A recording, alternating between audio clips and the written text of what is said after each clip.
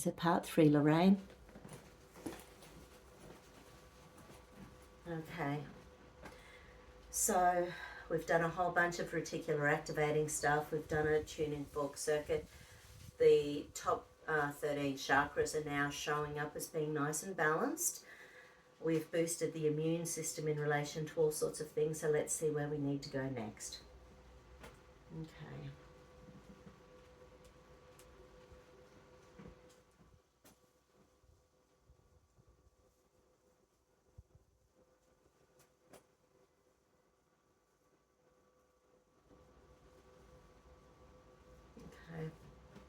So what I'm going to do is ask your shoulders to be a surrogate for everywhere that creates pain in your body.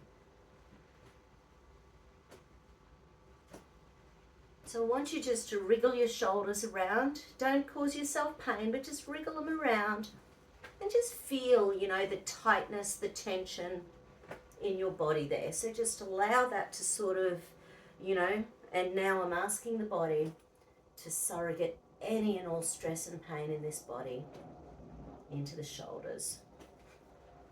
Okay.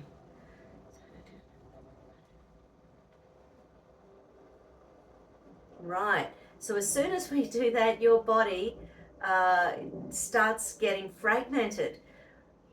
So when I started, I asked your body if you were 100% Lorraine and was I in 100% of Lorraine's energy, and it was a yes. And now it's saying that you're more like 30% yourself. So there's about 70% of other crap in there, in that energy field that is not serving you. So I am 100% Lorraine. I am 100% happy, healthy, and well. I am 100% Lorraine. I am 100% happy, healthy, and well.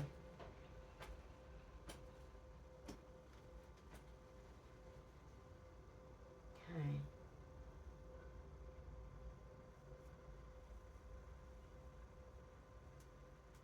Right, so there's actually like a whole bunch of stuff associated with the amygdala. So it's not just the usual things, but your body is asking for, yeah, right, some recognition of some real, once again, is this cellular memory? Okay, some recognition of some really old sadness and some really old, it's like shame of the body not behaving well. Shame of the body's processes, shame of the body's inability to enjoy life, inability to just feel happy, healthy, and well. So I'm going to see which emotions are showing up. Yeah, right. At some deep level, there's like a humiliation and a regret and an embarrassment about the way your body responds to life, which then leads to guilt. Because then we don't feel good about ourselves, then we feel guilty. And guilt, of course, we know it's a really low frequency. It's about 30, you know. So when we're feeling, you know, even and calm, it's more like 220.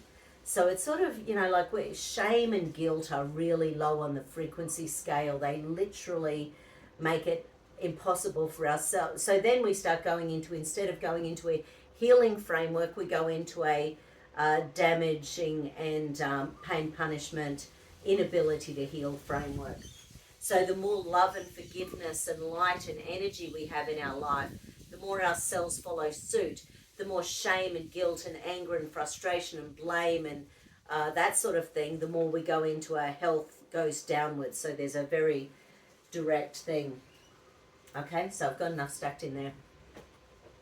But yeah, the amygdala really wanted recognition that there's more going on in there than just the usual stuff.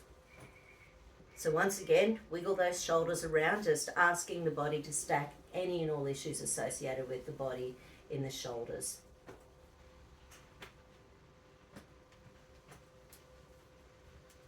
Okay, there's a hidden deep survival pattern.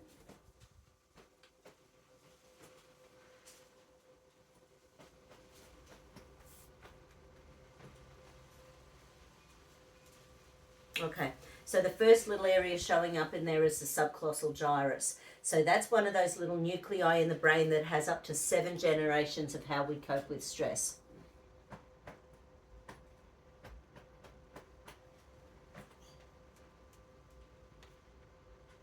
Okay, there's some rage and anger stored in the subclausal gyrus. And the subclausal gyrus is that little nuclei that is to do with, it's the big spectrum of rage, anger, frustration.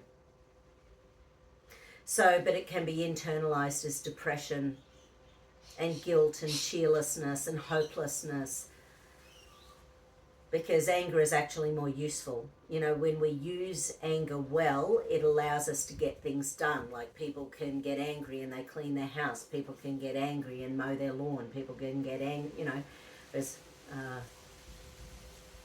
yeah, some people use anger very usefully.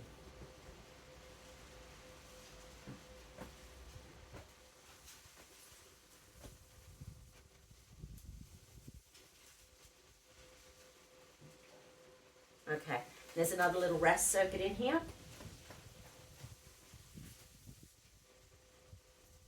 Okay, so this time the first nuclei is the ones to do with wanting to hide away. So when your subclausal gyrus is activated, you know, you don't want to go out there into the world, or you don't want to be seen, you don't want to be heard, you don't want to be, and then, oh right, it's a combo. And then once again, your brain starts focusing on everything that could hurt you.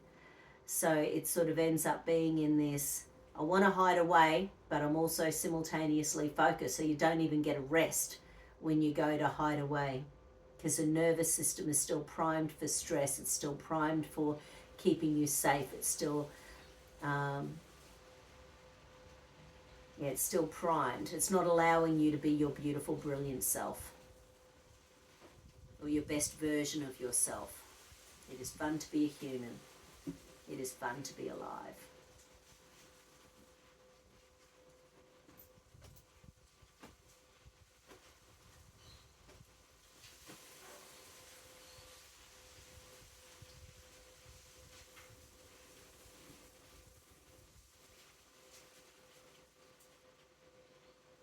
Okay.